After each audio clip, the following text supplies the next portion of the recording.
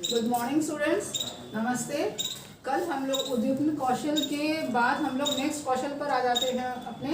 हमने कौशलों की लाइन चला रहे हैं ना अपना, तो एक एक करके कौशल जैसे कि मैंने आपको बताया करा रहे हैं। और जब सारे कौशल हो जाएंगे उसके बाद हम आपको उससे रिलेटेड जितने क्वेश्चंस आए हैं लास्ट ईयर जितने भी एग्जाम्स में उससे रिलेटेड क्वेश्चंस आए हैं उन क्वेश्चंस को हम आपको करवा देंगे, ताकि आप लोगों को कोई दिक्कत नहीं होगी, मतलब समझने में कि किस प्रकार के क्वेश्चंस उनसे जुड़े हुए आते हैं। तो आज हम लोग जिस कौशल को करेंगे वो आपका जैसे कल वाला रिलेटेड उद्दीपन परिवर्तन कौशल था उसी से जुड़ा हुआ है, आपका उसी से कनेक्टेड है। कहने का मतलब आप जैसा कि बोर्ड पर देख रहे हैं लिखा हुआ है पुनर्बलन कौशल। पुनर्बलन वर्ड से आप जो है परिचित हो चुके होंगे पहले, जब आपने शिक्षण विधियां शिक्षण के आपने जो बारे में पढ़ा है पहले के चैप्टरों में, शुरुआत के चैप्टर में, तब ये शब्द आपका कई बार आ चुका है पुनर्बलन। पुनर्बलन से मतलब होता है कि जिसे हम कहते हैं रीइंफोर्समेंट। रीइंफोर्समेंट मतलब जैसे री मतलब किसी चीज को दोबारा करना, फोर्स मतलब किसी पर बल देना, ठीक है। फोर्स मतलब क्या होता है? बल देना। री इन मतलब जैसे कि दोबारा, पुनः बल देना। पुनः बल देना से तात्पर्य हमारा यहाँ पर ये आता है कि छात्र कोई क्रिया अनुक्रिया करता है तो उस पर हमें पुनः बल देना पड़ता है। पुनः बल का मतलब नहीं कि उस छात्र को दोबारा दबा दो जोर जोर से, वो मतलब नहीं होता। मतलब यहाँ पर ये होता है कि जैसे कि जब बच्चे हमको प्रश्नों के हमारे उत्तर देते हैं तो वो बच्चा क्या महसूस करता है? वो बच्चा यही तो उम्मीद करता है कि सामने बैठा हुआ शिक्षक जो है वो ये बता दे कम से कम कि मेरा उत्तर सही है कि नहीं, या मेरा उत्तर बहुत अच्छा है, या मेरे उत्तर में कोई सुधार की जरूरत है। तो हर प्रकार की बातें जो बच्चे के अंदर उत्पन्न होती हैं प्रश्न के दिए हुए उत्तर से जुड़ी हुई रिलेटेड, तो उस पर जो हमारी प्रतिक्रिया रहती है, किसकी? शिक्षक की, टीचर की, जो भी प्रतिक्रिया रहती है वही प्रतिक्रिया हमारी पुनर्बलन को दर्शाती है। जैसे कि फॉर एग्जाम्पल अगर हम कहते हैं कि बच्चे ने उत्तर दिया और वो उत्तर शिक्षक को मतलब ओके लगा, अच्छा लगा, तो शिक्षक ने क्या कहा? तुरंत सर हिला के कहा कि हाँ ठीक है आपका उत्तर बहुत बहुत सही है, ठीक है। नेक्स्ट कोई स्टूडेंट खड़ा होकर बता दे हमें उत्तर, तो जब नेक्स्ट स्टूडेंट कोई खड़ा होकर बता दे तो कहने का मतलब होता है इसका मतलब जो पहले छात्र ने उत्तर बताया है उसमें कहीं पर थोड़ी सी कमी रह गई थी, लेकिन उस छात्र को हमने सामने ही तुरंत नहीं कहा कि आपके उत्तर में थोड़ी कमी रह गई है, हमने यही कहा कि नहीं आपका उत्तर सही है, ठीक। और नेक्स्ट स्टूडेंट को खड़ा कर दिया। अब नेक्स्ट स्टूडेंट ने जवाब दिया, उसका आंसर बिल्कुल सटीक था, तो हमने कहा शाबाश, नाउ इट्स ओके, बहुत अच्छा जवाब है, ठीक, चलिए हम आगे बढ़ते हैं। तो इस तरह से कहने से बच्चे को पुनः बल मिलता है। जिस छात्र ने थोड़ा सा उत्तर मतलब थोड़ा कम सही था उसको भी एक मोटिवेशन मिल गई, उसको भी एक इन्फोर्समेंट मिल गई कि हाँ नहीं मेरा उत्तर सही था। जो शिक्षक थे, मेरे टीचर थे, गुरुजी थे, उन्होंने मुझे डांटा नहीं, मुझे भी शाबाशी दी। तो उस शाबाशी से जुड़े ये होता है कि बच्चा जब दोबारा आप प्रश्न पूछते हैं तो उस शाबाशी को लेने के लिए बच्चा आपके सामने फिर से खड़ा हो जाएगा। लेकिन अगर आपने उसी समय उसको पनिशमेंट दी होती, गलत आंसर देते हो ये वो, तो वो दोबारा आपके प्रश्नों पर खड़ा ही नहीं होता छात्र। तो वही हमारा होता है पुनर्बलन, यानी कि रीइंफोर्समेंट की छात्रों को रीइंफोर्समेंट यानी पुनः बल हम किस प्रकार से देते हैं, ठीक। तो जैसे कि मतलब कि कहते हैं, जैसे मैंने कल आपको बताया चैप्टर पे उद्दीपन वाली बात बताई मैंने, तो उद्दीपन की प्रक्रिया जो होती है वो कब आती है? वो उद्दीपक के द्वारा आती है, समझ रहे हैं? उद्दीपक मैंने बताया था आपको, वस्तु, कोई भी सामान जो आप सामान बच्चों के लिए यूज करते हैं पढ़ाने के लिए, वो वस्तु, जैसे मान लीजिए आप आज कोई घर से चीज लेके आए हैं, कोई प्लांट अच्छा सा लेके आए हैं और वो प्लांट दिखा के बच्चों को पढ़ा रहे हैं, तो ये जो पौधा है ये बच्चों के लिए उद्दीपन का कार्य कर रहा है। लेकिन ये पौधा है क्या? ये उद्दीपक है, ठीक है। ये वस्तु है, ये चीज है जिसके जरिए आप बच्चे के अंदर जिज्ञासा उत्पन्न कर रहे हैं। उसी प्रकार से पुनर्बलन जो होता है, पुनर्बलन बच्चे में कब आता है? जब आप किसी वस्तु के जरिए या किसी उद्दीपक के जरिए उद्दीपन क्रिया करते हैं तो उसकी क्रिया में परिवर्तन हो जाता है, तो वही परिवर्तन जो होता है वो पुनर्बलक कहलाता है। पुनर्बलक कहलाता है कौन सी क्रिया? वो वस्तु जो आपने प्रेजेंट की है, वो प्रेजेंटेशन, वो प्रस्तुतिकरण आपका वो पुनर्बलक कहला रहा है। लेकिन बच्चे के अंदर जो क्रिया हो गई वो पुनर्बलन कहला रही है। बारीकी को समझिएगा आप लोग कि पुनर्बलक क्या है। पुनर्बलक वो वस्तु है जिसके द्वारा आप बच्चे के अंदर रीइंफोर्समेंट पैदा कर रहे हैं और उसके अंदर रीइंफोर्समेंट पैदा हो गई, वो हो गया पुनर्बलन। ठीक, जैसे मान लीजिए आप चैप्टर पढ़ा रहे हैं कोई विज्ञान का, ठीक, और उस विज्ञान के चैप्टर में एक प्रायोगिक विधि है। मान लीजिए वाष्पीकरण आप पढ़ा रहे हैं। वाष्पीकरण पढ़ाते वक्त आपको क्या है? बच्चे को भाप के बारे में बताना, भाप किस तरह उड़ती है, किस तरह बनती है। अब आप मौखिक बताओगे बच्चे को कम समझ में आता है, लेकिन उसी प्रकार से अगर आप कोई बॉइलिंग वाटर घर से लाए हैं और गर्म पानी को खोलते हैं, एकदम से उसकी बूंदें दिखाई देती हैं, जो ढक्कन होता है उसके अंदर, जब ढक्कन में बूंदें देखेगा बच्चा तो वो वाष्पीकरण को बिल्कुल प्रायोगिक समझ जाएगा, बिल्कुल सामने से समझेगा। तो वो जो आपका बॉटल में दिखाया हुआ गर्म पानी की बूंदें हैं वो उसको पुनर्बलक का काम कर रही है, और जो गर्म पानी आप लाए हैं वो वस्तु है, और वो वस्तु काम क्या कर रही है? पुनर्बलक का काम कर रही है, बच्चे के अंदर पुनर्बलन पैदा करने के लिए। लेकिन अगर आप ये इस्तेमाल नहीं करते वस्तु का तो बच्चे की पुनर्बलन में जो है, यानी कि जो आपकी शिक्षण कार्य में है, वो प्रतिक्रिया अभिक्रिया जो है वो व्यवधारित हो जाती है, या जिसे कहते हैं हम बाधा उत्पन्न करना, या बच्चे की जिज्ञासा को जागृत करने में थोड़ी सी कमी आ जाना, ये सारी बातें उससे रिलेटेड होती है कि अनुक्रिया क्रिया के द्वारा ही होती है।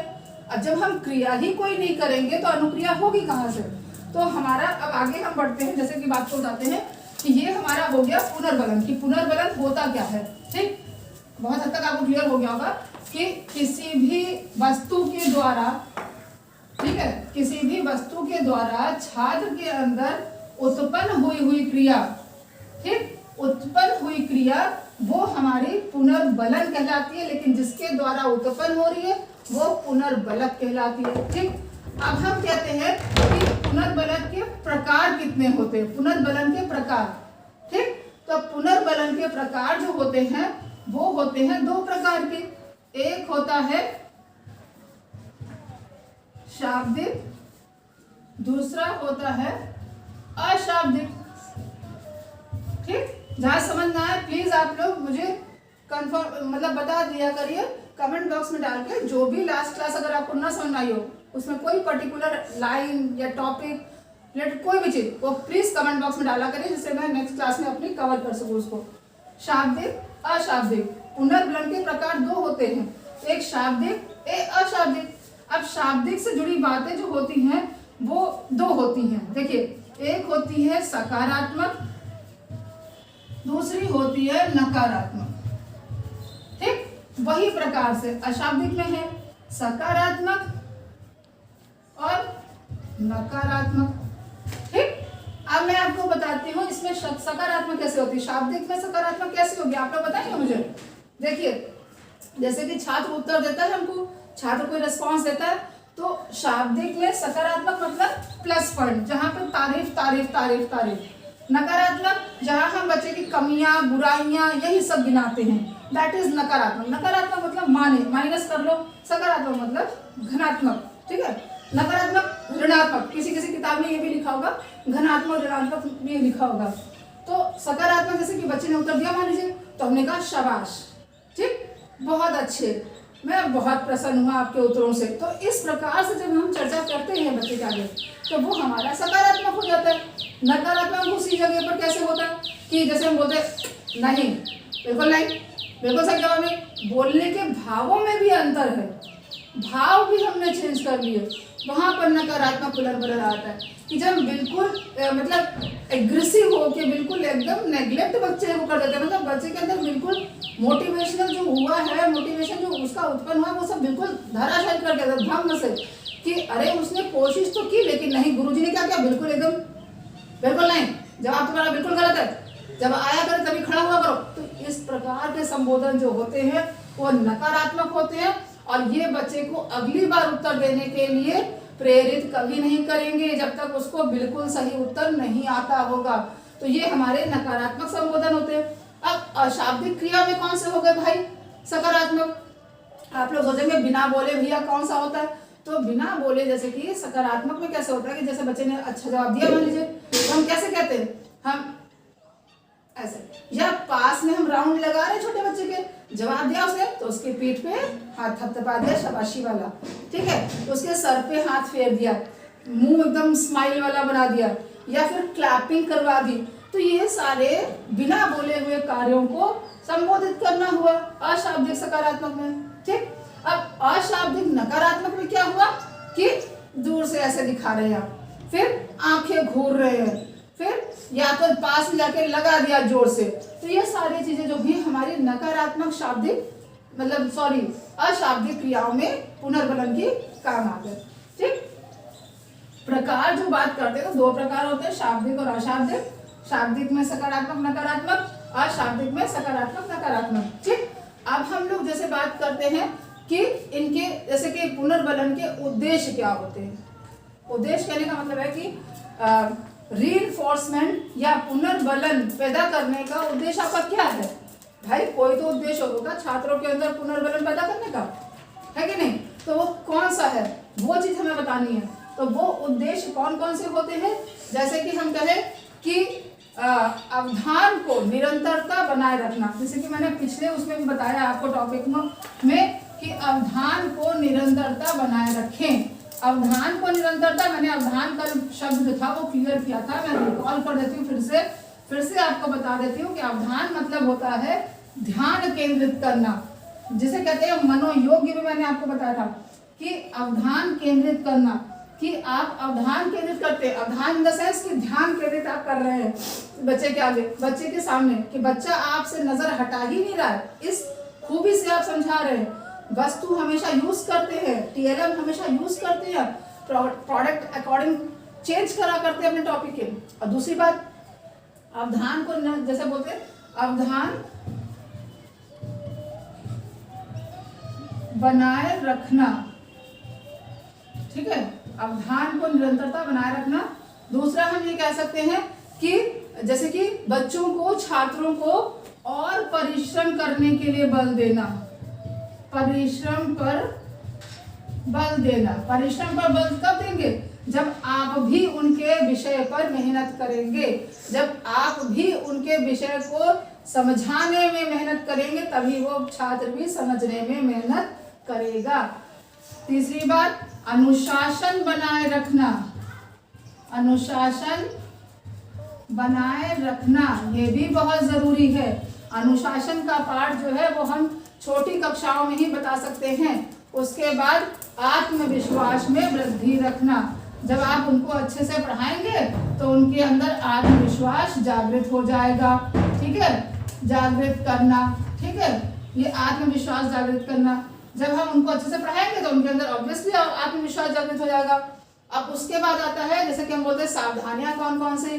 तो पुनर्बलन जो होता है वो छात्रों को उचित समय में देना चाहिए, समझ रहे? बाकी पिछली क्लास में जो आपको बताया सावधानियां एज इट इज थोड़ा बहुत वही सब रहती हैं। पुनर्बलन जब नीडेड हो, ये नहीं कि जब किसी एक बच्चे को, पर्टिकुलर बच्चे को रोज शाबाश शाबाश शाबाश शाबाश दे रहे, इससे क्या होता है, इससे अन्य बच्चे जो होते हैं वो भी बाधित होते हैं, उनको भी ईर्ष्या होने लगती है कि हमेशा एक ही बच्चे को तो बधाई देते रहते हैं। जब जरूरत हो तब शाबाशी और क्लैपिंग करवाइए, हर बात पर क्लैपिंग करा देंगे तो उस क्लैपिंग का महत्व भी कम हो जाता है। उचित समय प्रकृति के अनुसार जब नीडेड है आपके पाठ में, तब जरूरत पर उस पाठ की प्रतिक्रिया बच्चों द्वारा करवाइए और उस पर आप शाब्दिक अशाब्दिक पुनर्बलन का प्रयोग करते हैं। लेकिन बहुत हो सके तो अशाब्दिक नकारात्मक पुनर्बलन का प्रयोग आप कदापि ना करें, और पुनर्बलन का प्रयोग जो होता है वो हमेशा बच्चों के प्रोत्साहन के लिए ही बनाया गया, ताकि बच्चा आगे आने के लिए प्रेरित हो सके। नकारात्मक पुनर्बलन से हमें बार बार बचना चाहिए, एक ही छात्र को बार बार पुनर्बलन नहीं देना चाहिए।